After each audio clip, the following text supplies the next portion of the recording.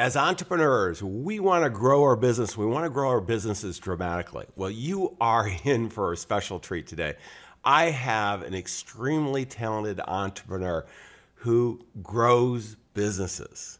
And she's done it in many different industries, and she's helped many fellow entrepreneurs, including myself. She's a prior she's founder of MetEdge Media, LLC. But where she really started taking off was she grew early to rise from 8 million to 26 million in 15 months.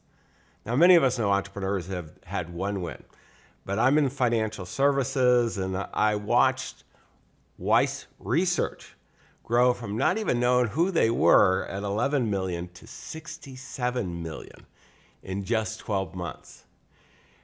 MaryEllen Tribby is going to join us, and she's going to show you the lessons she's learned in building some fantastic businesses that you can use to accelerate your success and build your business even more. I'm John Bowen. We're at aesnation.com. Stay tuned. Ordinary success? No way. You want amazing, remarkable, exceptional breakthroughs. Dig deep, think bold, drive hard, watch yourself soar beyond your dreams. AESNation.com. MaryEllen, I'll tell you, I am so excited to have you. I've had the privilege of being in a mastermind group, Joe Polish's Genius Network Mastermind, and taking a lot of your advice and just watching you just really share and do some amazing things. So first of all, thank you for joining us.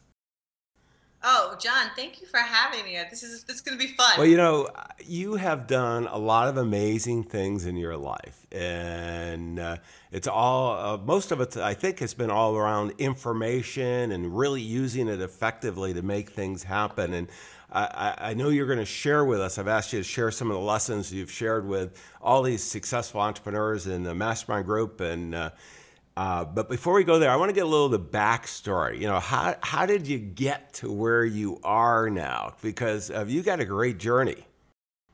Oh, you know, and it's funny, and I do love telling the story because I think it's really interesting. I think it's really helpful, even, you know, more importantly. It's funny, John, because I started working when I was 10 years old. I was someone who said, I want to make some money. And I saw all these boys in our neighborhood who had paper routes. And I said to my dad, you know, can I get a paper route? And he said, well, you know, you have to be 12. You can't do it at 10. And I said, my brother was 12. And I said, well, can we put it under, you know, my brother's name? And he said, okay. So I got this paper route. And at 7 o'clock every morning when I was 10 years old in Parsippany, New Jersey, I would go out and I would deliver the newspaper. But what I saw from an early age was I saw these boys, these 12-year-old boys, and they talk in the playground. They say, oh, I threw my customer's paper under the car, or I threw my customer's paper over the fence or in the tree. So I made sure that I delivered that paper every morning to the easiest spot where they could get it, whether it was in their mailbox or right on their step. And what I also heard in the playground was how much money they made in tips. And I'm listening and I'm thinking, wow, I'm making twice as much, 3 times as much money than these 12-year-old boys because I am treating people the way I would like to be treated. And that single lesson I've taken with me to every single business I've either worked in, I've consulted with, or my own business. That one lesson. And I took that all through my career, all through my high school career in waitressing, when I waitressed on tables. In college, I waitressed on tables, and the same thing happened. I made so much more money because I looked at it as an honor to be able to serve these people, to be on their first date or be included in their birthday party or their anniversary party. And I served them so well, and I made so much money. And when I got out of college and really got into New York publishing, I took that single lesson with me. So really one of the first places that I started was Forbes in publishing. I worked at PBS first, and I remember being at PBS and going for the interview with Steve Forbes, and it was a process. I mean, it was a process, you know, multiple interviews. And finally, I knew I was up against one person, and she had these great SAT scores, and she just looked like she walked out of a Paris magazine with her St. John suits and everything. And I was just sitting there, and they put us both outside together, and she was kind of just like, staring me down. And when I got home, I got the job. And after a few months of being at Forbes, I said to Steve, I said, what was it that made you select me? And he just said, you just had a better attitude. You just wanted it more. And, again, I've taken that with me.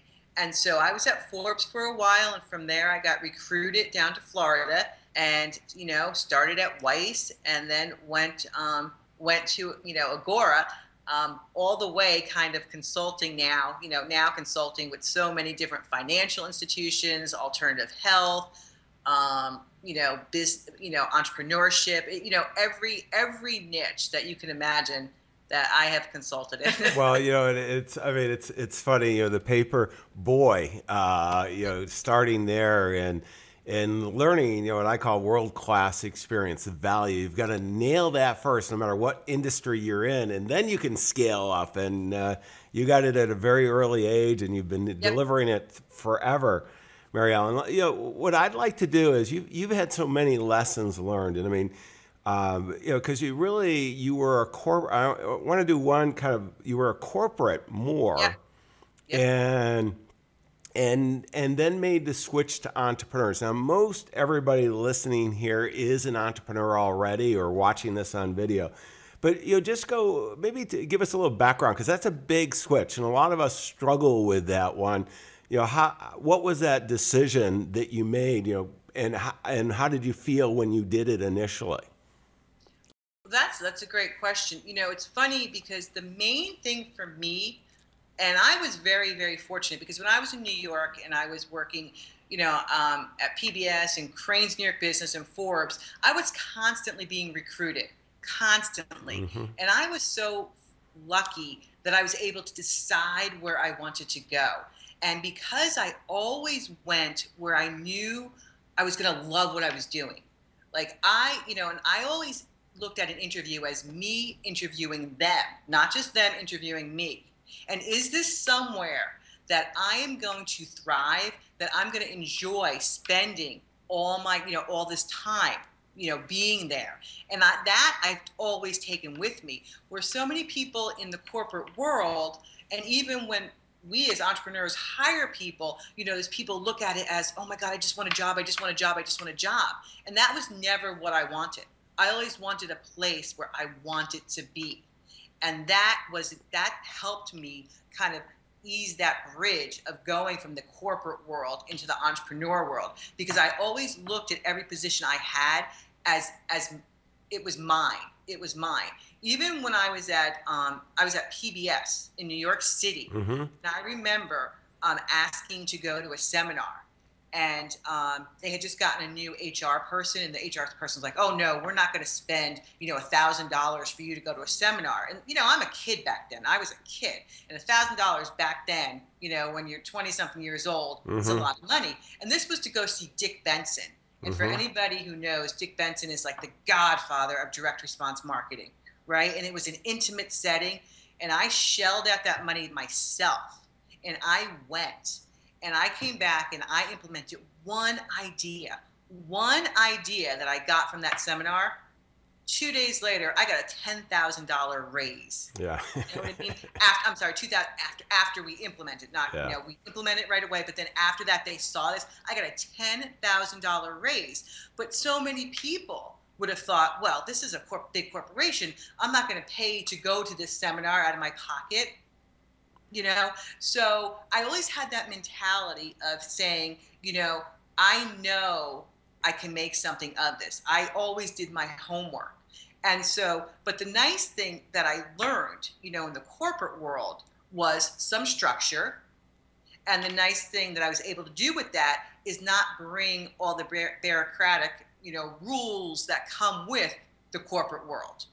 And I somehow managed, because I do believe a lot of your career is about the likability factor. Mm-hmm. People liked me. Steve Forbes just liked me. I mean, that other woman, I still remember her name was Natalie. And this was back in 19, I think 90, 90, 2, 90, whatever.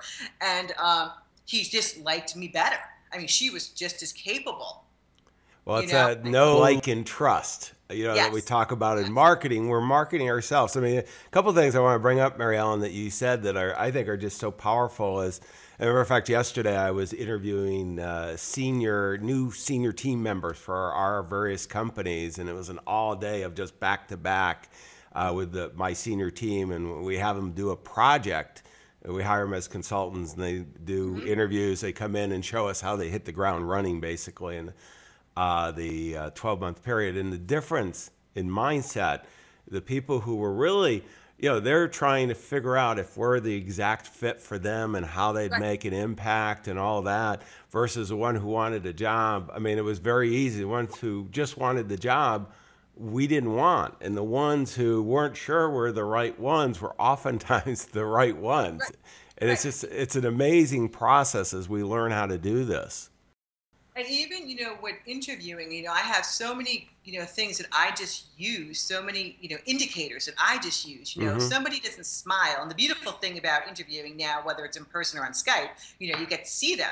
And if they don't smile within those first 5 seconds, that's not somebody I want around. You know what I mean?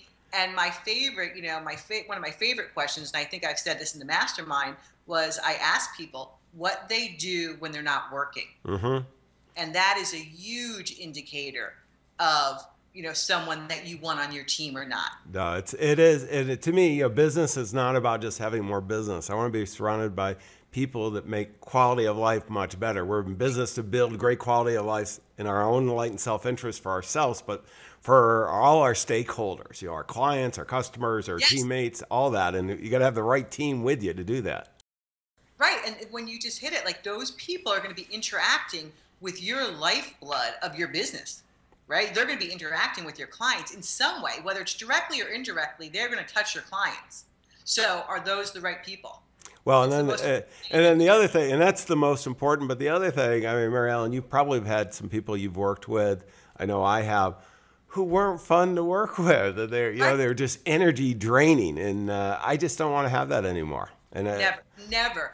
And that's one of the best things about being an entrepreneur, because I have a rule, right? I have that we'll say jerk rule. Yeah, right? I've heard it differently in the mastermind, but we'll go with that.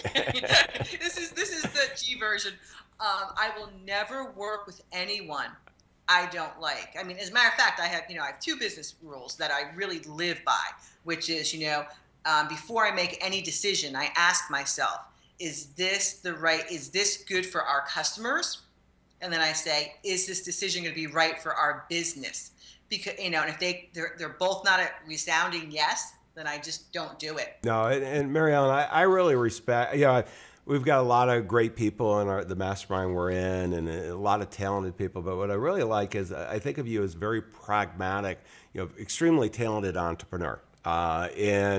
And you've got the right focus, and every time the clear takeaways I have every time that you're sharing in the group. And one of the things I want to do here is you've been a queen of growth. I mean, you've just made some pretty explosive growth. Not only in a corporate setting, but then really as president of Weiss, you're running it, and then in your own businesses as well, Agora as well. I mean, just boom, boom, boom, boom. I'd love for you to share with us, what are some of the key lessons that you learned that we could use, your fellow entrepreneurs, to really go out there and have that kind of growth that you had and build the quality businesses that you did? I'd love to talk about that. And when I say this, the first thing is having the right corporate culture. And we talked a little bit about that. But I remember when I went into Early to Rise, and I would ask, I'd ask the team, how a certain marketing campaign did, and they would say, great. And I would say, well, let me see those results. And they'd say, well, we didn't really track it. And I literally said, you can never say that to me again, right? Because everything you do must be tracked. If you don't track your results, you cannot roll out, you cannot grow, right? And this is just one of the one of the many rules of direct response marketing. And that's what I say to everybody, that you really have to understand direct response marketing. Even if you have a company that is a brand, right? That's fine. But most entrepreneurs, especially starting out, especially trying to get from that, starting to that 5 million to that 10 million spot, they have to know direct response marketing. And when you know direct response marketing, you don't have to go out and get funded. You don't have to go out and get loans or investors, right? Because you're just one promotion away from a $5 million or $10 million company at that point. So understanding that direct response marketing is the kind of marketing that is, immediate and quantifiable, right? It is not branding. It is the kind of marketing that people are opening their wallet to right away. And so you need to understand direct response marketing. That is key. I'll tell you, I couldn't agree more, MaryEllen. I didn't know direct response marketing. I grew up in the financial services relationship industry, and very profitable. And, we didn't really, you kind of did things in the relationships, and business happened and it grew. And then I had 2008, 2009, and the market just went down. And that I used to be a financial advisor, had a large investment company, all that. And then I'm now coaching top financial advisors as their primary business. And boy, the big firms stopped. And so we needed to market directly, but I didn't have any statistics. And that's one of the things I loved out of the mastermind group, with you and others, is just seeing the attention to detail that you can go ahead and do these very low-cost campaigns, marketing. You don't have to hire the big agencies. You can test. And in today's technology, the cost of doing this is, so minor. And then you can, you find something working, you can scale it up so quickly. And I mean, you've been a master at that. Right. And that's the key. I mean, John, let's just share with everybody, because people should go out and understand direct response marketing and understand that there are 3 key components to direct response marketing, right? It is your list, your copy, and your offer. And this is where people go wrong most of the time. They think that the copy is going to be the thing that, that changes your direct response marketing. And in reality, it is your list. It is going to the right people. The list that you select, the media that you select to go to, is going to be responsible for 60% of that campaign. Then the offer, which is 30%, and then the copy, which is 10%. So if you don't understand that, you will not be able to grow. And by understanding that, because if you have a good campaign, right, all you have to do now is scale that with the list, right? Because relatively good copy to the right list will do well, right? Great copy to the wrong list will not perform at all. I say you don't sell lingerie to lumberjacks. It's a mutual friend of ours, Brian Kurtz and Michael Fishman, both I've done podcasts with, and you can go ahead and search on aesnation.com. But I was having a conversation with them, and this is early on in my participation with you guys, and I bought a list, a compiled list. Brian and Michael were being as nice as they were in a car, talking to me in a car, and we're on phones, and it was just so funny, their advice, and I'm going to test it anyways. It was a $10,000 test. It wasn't a big test, but it was a fairly significant plan we had, and then we did it just on a very small list. The relationships we had, about, I think it was 100 times more successful. So, it's just really the people don't understand the importance of having relationships. And, now that we can blast out 10 million emails, sometimes we think we can just, do it by aggregation. Right.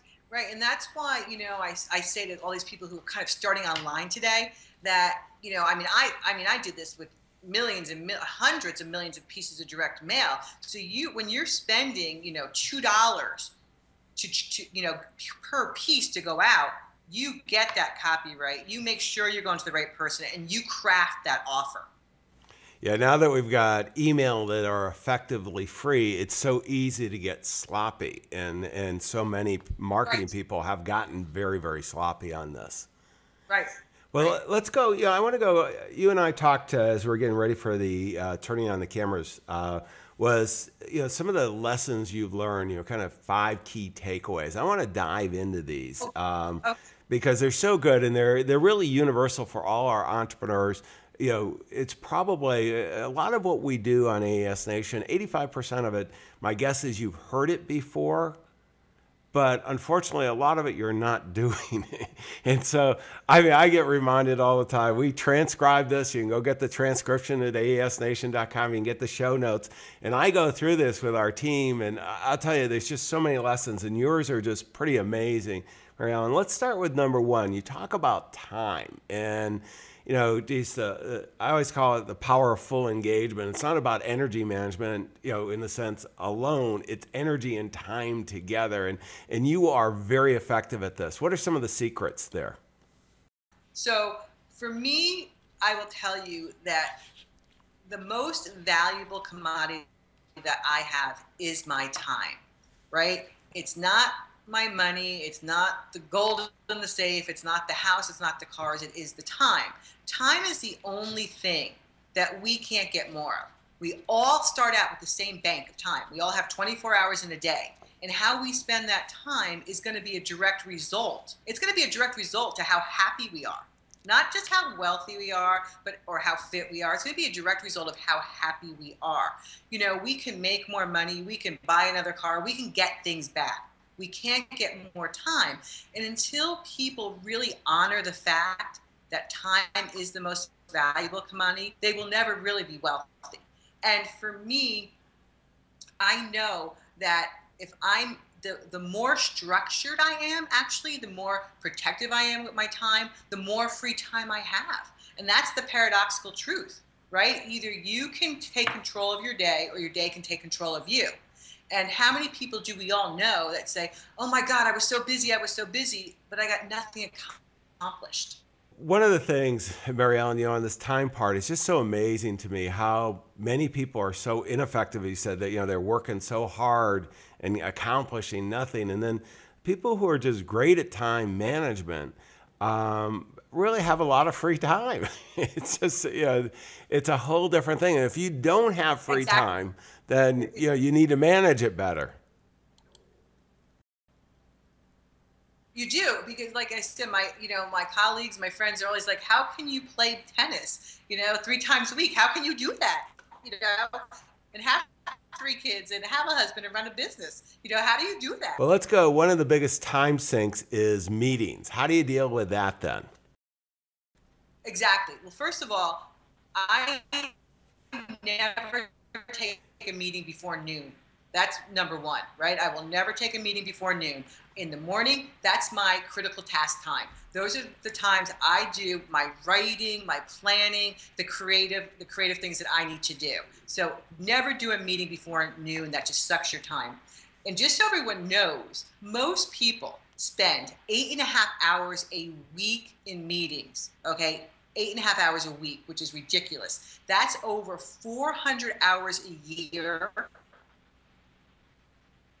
Think about that on a 40-hour work week. That'd be 10 weeks. 10 weeks of the year that you'd be in meetings. So when you have a meeting, you always have to have not only a start time, but an end time, okay? It's starting, at 2:05 and you're ending at, 3:10, right? And I never do it on the hour, right? Because this way you don't want people, people are not allowed to show up late for my meetings. And that needs to be known right off the bat, because that's just disrespectful and that's not acceptable on any level, right? So, so you have a start time, you have an end time. The next thing is you always have an agenda for a meeting. If you don't have an agenda, then you have no business having a meeting if you don't know what's going to be discussed there.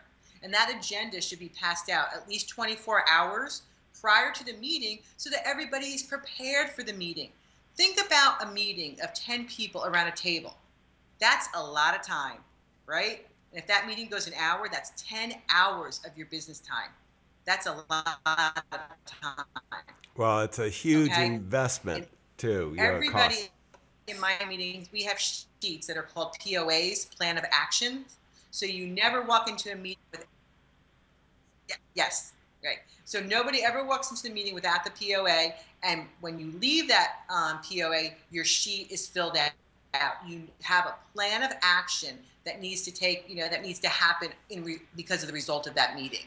And if you just do those few little things, the difference in productivity among your team and what you get accomplished, you'll be amazed. No, and then what about the meetings that are unscheduled, where that person is outside your door and just wants that 1 minute?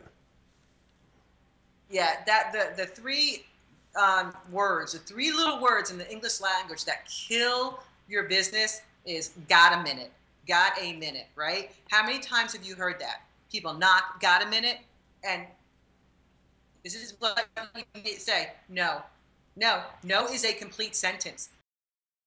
Right. So it's, it's setting those boundaries. Like I was saying, my team, they do not call, they do not Skype, they don't expect me to answer them before noon.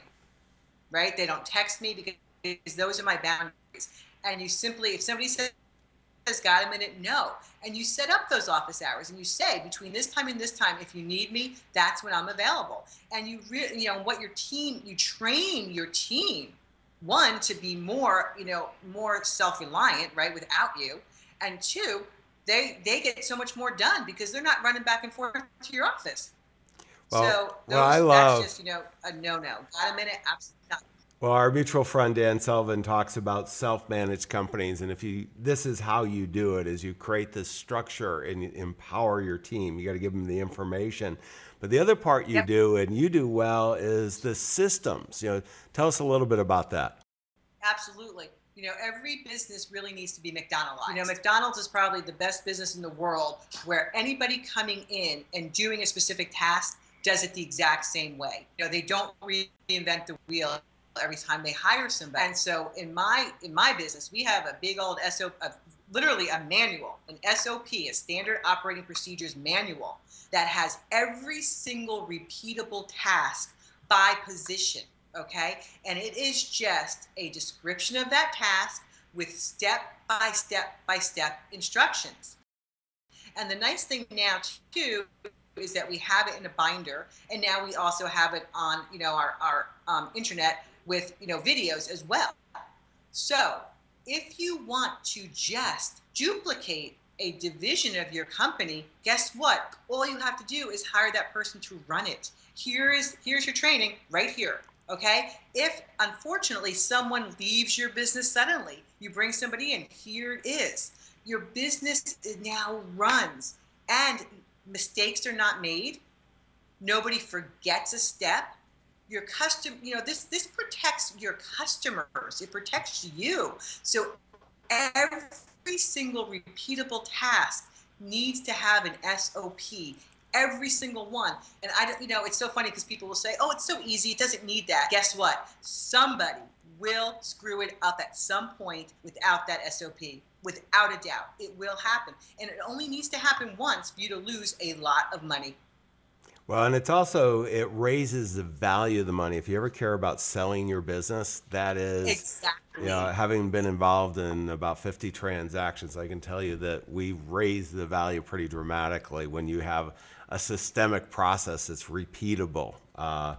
What about, you are focused, and entrepreneurs struggle with that because oftentimes kind of a lack of vision. How do you make that work? Yep.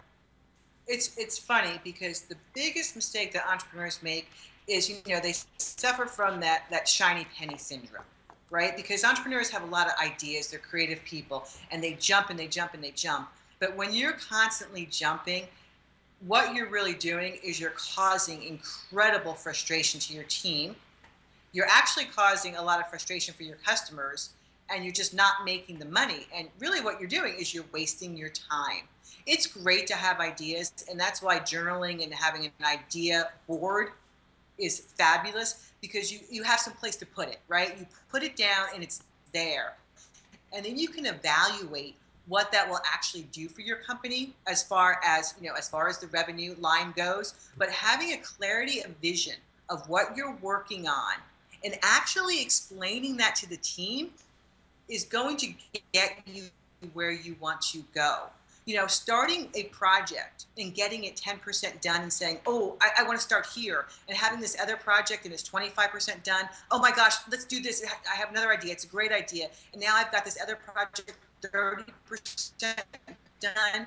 Well, 30% and 25% and 10% doesn't yield you revenue, right? One project 100% done yields you revenue. So you have to have that clarity of vision and be able to explain that to the team, get them on board, and then have a plan to drive it.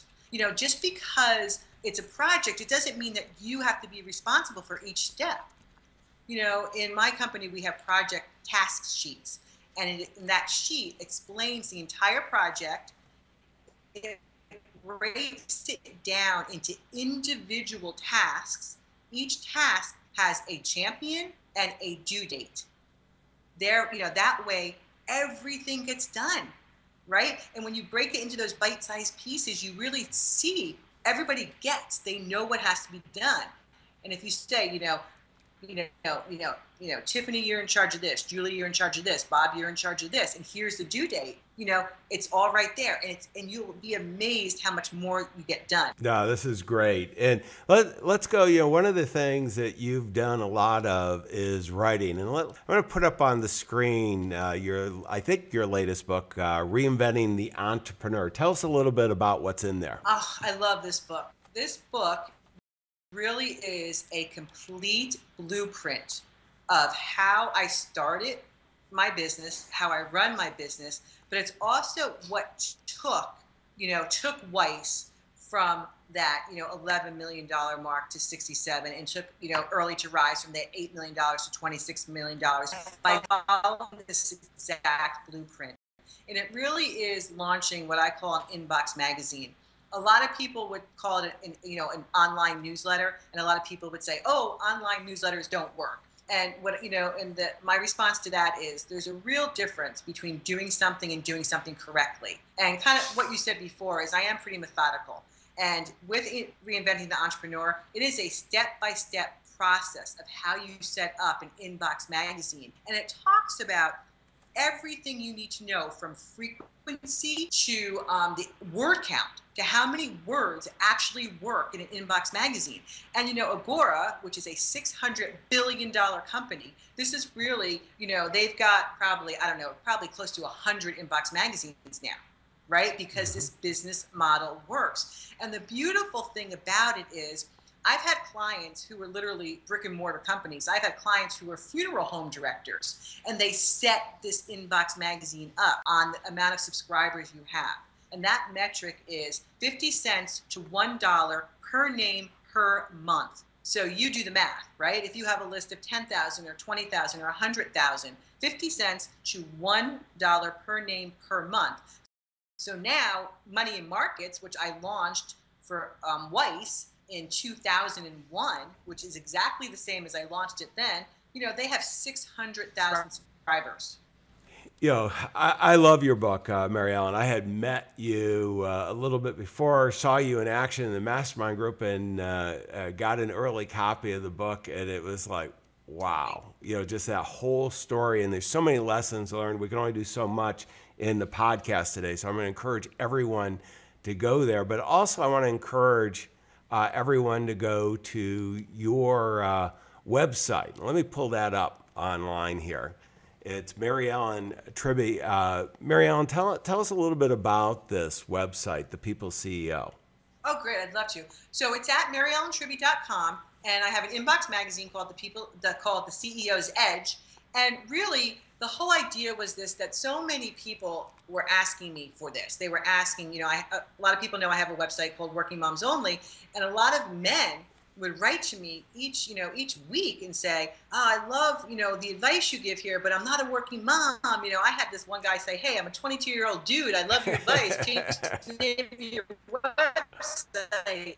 And so really what it did, it led, instead of clouding my clarity of vision with Working Moms Only, what we did is we started MaryEllenTribby.com and launched the CEO's Edge. And really what that is, it's me really being their virtual CEO, giving advice of running a company, because this first step for entrepreneurs is to realize there's a real difference for most people with being an entrepreneur and being a CEO. That many entrepreneurs shouldn't be a CEO. That's okay, and that's great, because it's great to partner with people who have that mindset and those skill set to be the CEO. So that's really important, and so that's why we created the CEO's Edge Inbox magazine, and you can find that at MaryEllenTribby.com.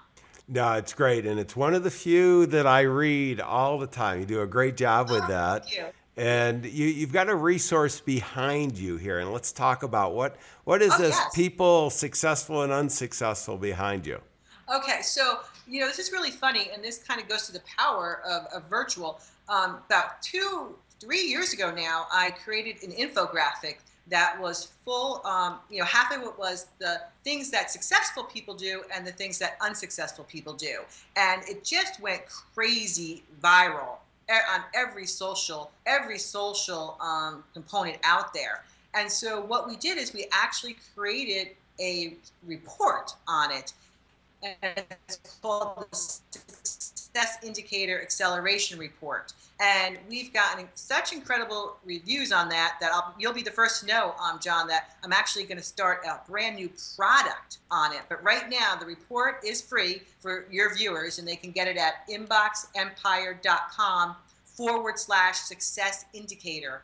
And this whole report and the infographic came to me after, working with years of, and studying really successful entrepreneurs. And one night I had dinner with Steve Wozniak, and who just the most gracious person in the world. And he talked about, he was so grateful for being able to create like the best technology that we have in the world, right? I mean, Steve Wozniak was responsible for building the Mac, the iPad, the iPhone. And he told the whole story with him and Steve Jobs. And it was just an incredible night. And, it just came to me that, successful people have a real sense of gratitude, and so this whole infographic kind of evolved, and I added that right away, because when I think about unsuccessful people, what do they have? They have a sense of entitlement. And it really, the acceleration report, the Success Indicator Acceleration Report, really goes into a lot of those stories about my meetings with people like Steve Wozniak, people with like Richard Branson and Tony Robbins and Bill Bonner, and just, how successful entrepreneurs, they think differently. It's really, it's easy to get through, but there's just nugget after nugget in there. No, I'll look forward to it. I just downloaded it, and let me pull everything together of what my key takeaways here are. Fellow entrepreneurs. I look at, one of the things I love about having the opportunity to work with and interview successful entrepreneurs is, the hard-learned lessons that they have and that they're sharing with us. And, this is one where you definitely want to go back and get the transcript and go through it point by point, because there's so many lessons. I have 2 pages of notes here. But, I mean, number one, I'm going to go is direct response. MaryEllen is a phenomenal executor of direct response, and there's so much to be learned here. I think you have to do 2 things well as an entrepreneur. You have to deliver a great client experience. We talked about that, the paper boy, paper girl MaryEllen had. But, we got to deliver a great experience. But once you've done that, then that's nailing it. You have to scale it up. And scaling that up is to be able to attract a steady stream of clients or customers to you. And the best way to do that is direct response. In today's technology, you can really leverage it. The lessons that she shared, the big 5, be guarding your time. Meetings, make sure that they're effective, start and end. The tools that she suggested. Got a minute? The most powerful word in marketing is no, or next too sometimes, but no is really powerful. And I love systems. I am one of those guys that likes shiny items, but I have systems, I have teammates to make sure that we're very systemic, and that's where you create tremendous value, clarity of vision. MaryEllen, thank you for sharing your insights. You are an inspiration, and I really, enjoy so much having the opportunity to work with you and making a difference to all our fellow entrepreneurs. Your clients, your future clients are counting on you. Go out and execute these. Make a difference. Yes.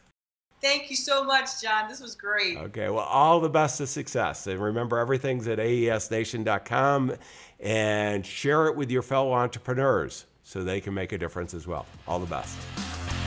Exceptional, remarkable breakthroughs. AESNation.com.